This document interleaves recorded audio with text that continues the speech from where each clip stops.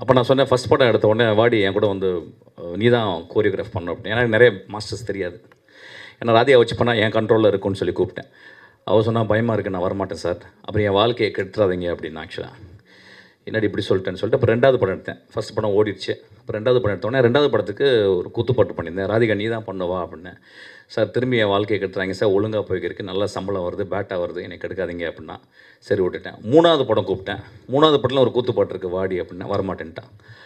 அதுக்கப்புறம் ஒரு நாள் ராதிகா ஆஃபீஸ் வந்து, சார் நான் இப்போ ரெடியாக இருக்கேன் வாங்க அப்படின்றேன். அதுக்கு ஒரு கிளாப் பிடிப்பேன். எப்படின்னா, இனிமேல் நான் அசிஸ்டண்ட்டாக ஒர்க் பண்ண மாட்டேன், நான் வந்து இனிமேல் சுயமாக நான் செய்யும் தொழிலில் நான் ஒரு மாஸ்டர் ஆகிட்டேன், நான் மாஸ்டர் ஆகி இனிமேல் நான் வந்து அசிஸ்டண்ட்டாக இருக்க மாட்டேன், மாஸ்டராக தான் ஒர்க் பண்ணுவேன் அப்படின்ற ஒரு மெச்சூரிட்டி வந்த மாதிரி என்கிட்ட வந்து கேட்டேன். ஆக்சுவலாக அடுத்த படத்துக்கு அவன் தான் பண்ணான். ஆக்சுவலாக அவள் பண்ண முதல் பாட்டு நாட்டில் நம்ம வீட்டில் அப்படின்ற ஒரு பாட்டு.